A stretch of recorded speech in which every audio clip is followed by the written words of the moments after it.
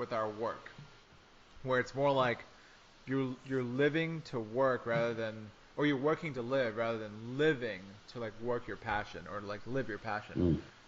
Mm. I think it's important to use your resources. Like you have the internet, and and I think sometimes that is also a curse and a beautiful cure at the same time. But there's so many resources out there. Like there's so much you can learn. Like you're a product of it. You learn so much from the internet, and now you started this beautiful vision, pure movement in Boston. So I think it's important for people to use their resources, but I think how if someone is in a place like where they feel miserable, where it's cold all the time, where it's just like it just feels like they're tired and they're exhausted. Like, what would you recommend to these people that are living in these conditions?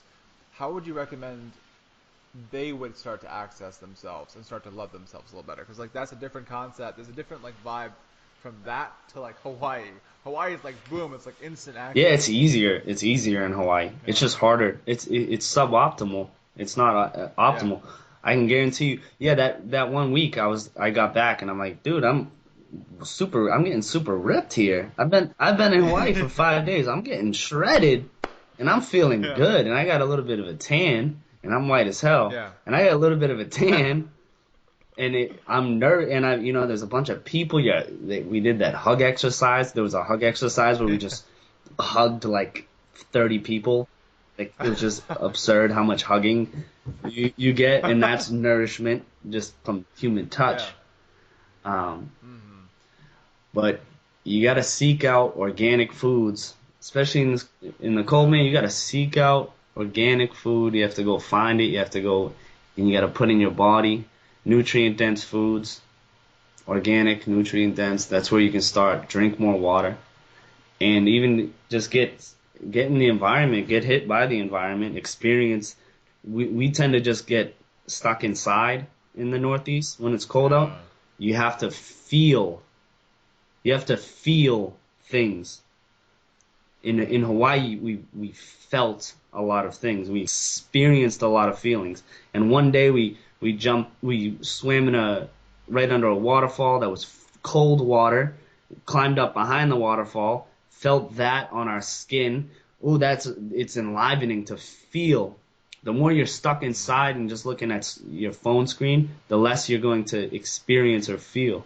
And then we went to the beach and it was super sunny and warm and we jumped off a cliff. We flew through the air, feeling that jumping fear, looking down at the water. This is still the same day, jumping off the cliff, flying through the air, feeling that, hitting the warm water of the Hawaiian water. You're feeling that.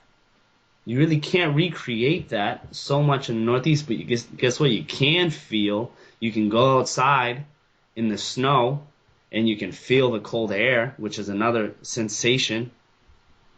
You can feel the changes in your body when you start to eat really organic foods. You can feel more.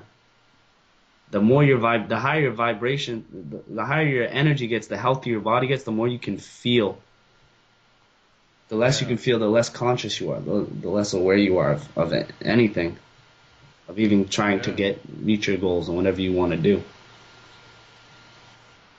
Yeah, I think a lot of people are very cerebral, like up in their head.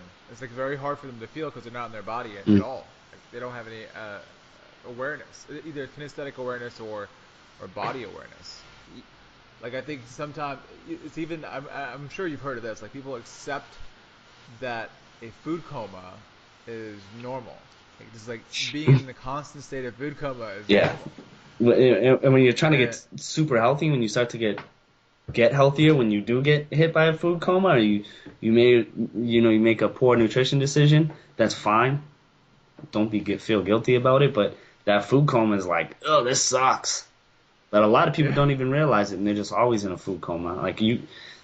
It's such a downgrade from having mental clarity and being positive and getting things done mm, when you're actually in that space. So that when you do get hit by a food coma, you're like, what the hell is this? This is horrible. Some people are living like that all the time, and they don't even realize what they have because they don't have it.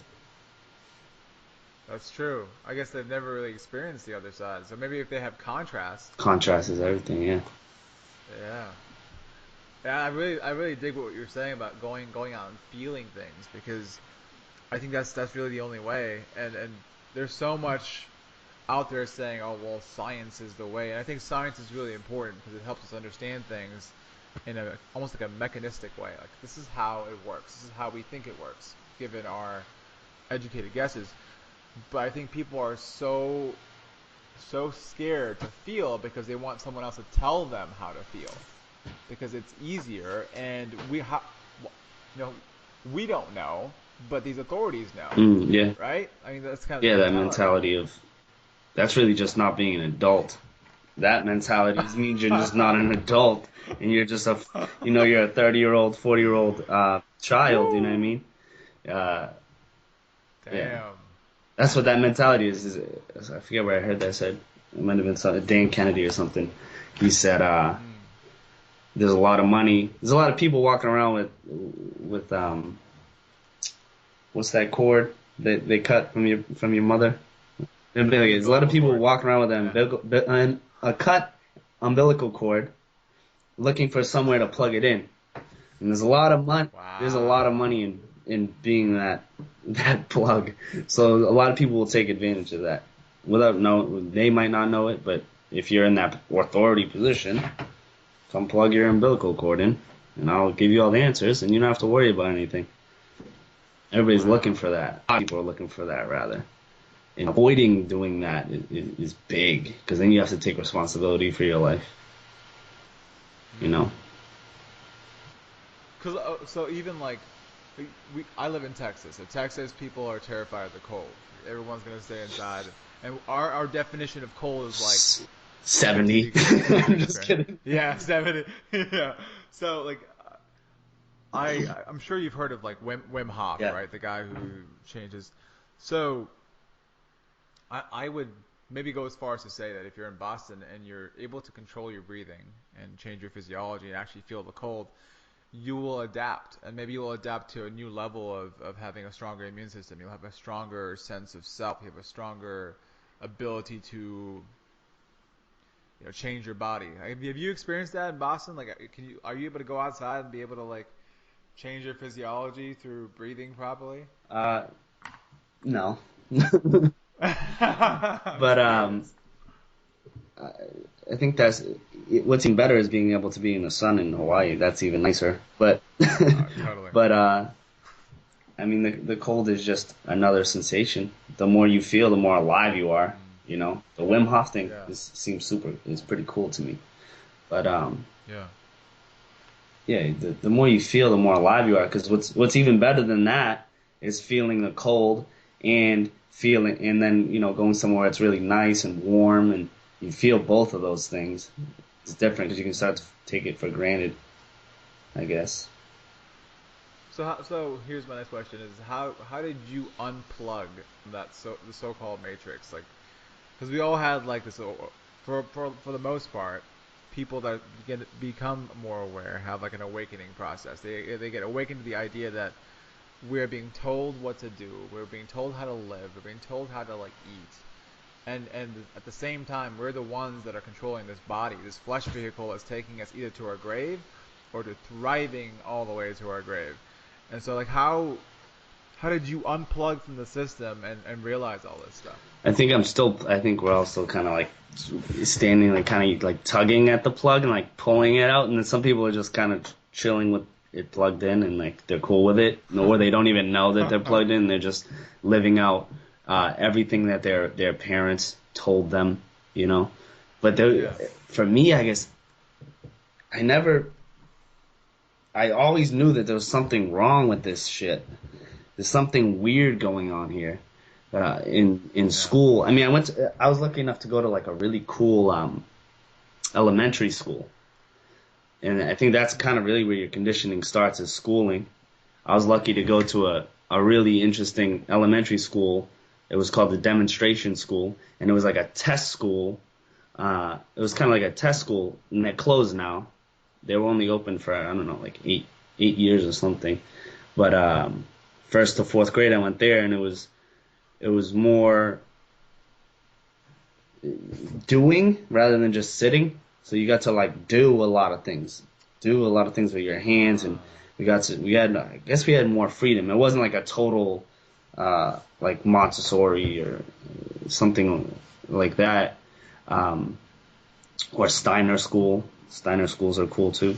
It wasn't totally like that, but I had more freedom there, and it was more of an open-minded place, and that's first to fourth grade. So that's gonna stick with you. Whatever happens in those years of schooling, that's what you come to expect.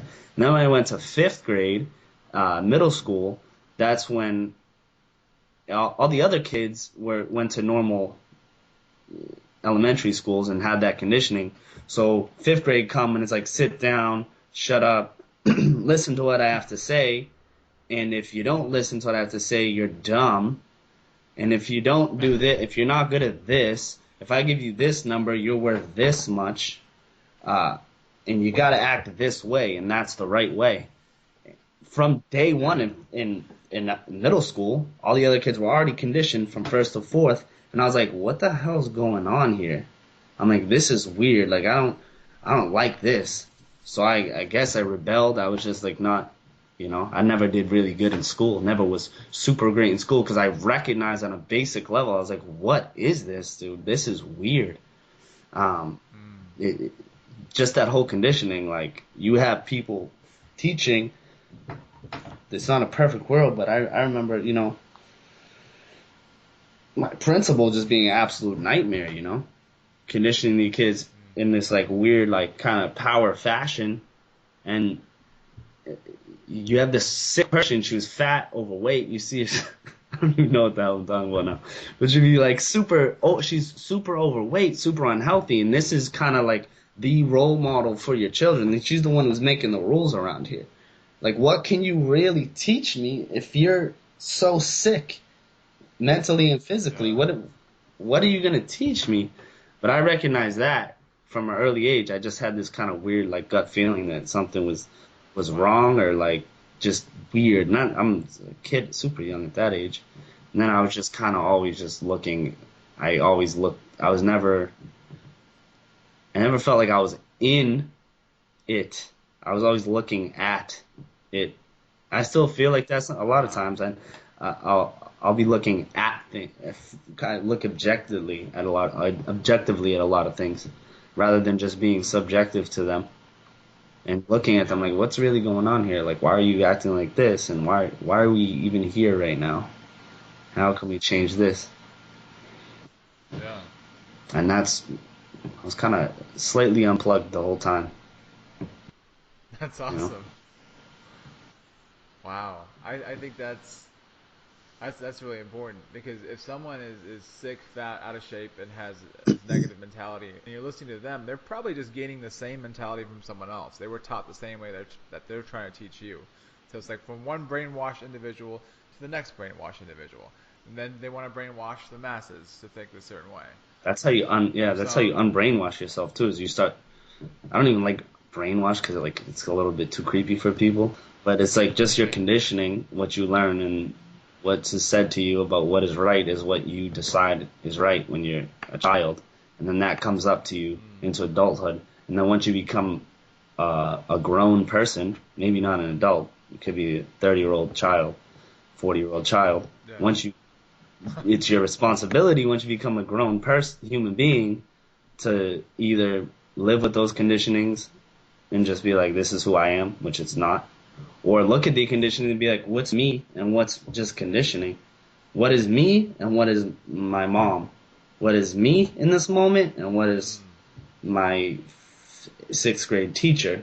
What is me right now and what is this? And the more you look at that objectively, the more you can be like, oh, that's not me. This thought process is not even me. Like you don't have to do what you thought you were supposed to have to do. You can do whatever the hell you want to do. I never. Yeah, go like ahead. what? I was like, what if, instead of having just like U.S. history and math and algebra, we had like adult responsibility of 101, you human body. That would be like next Yeah, level. dude. They don't teach you how to. Yeah. They don't teach you how to live in school, man. They don't teach you how to live. They don't teach you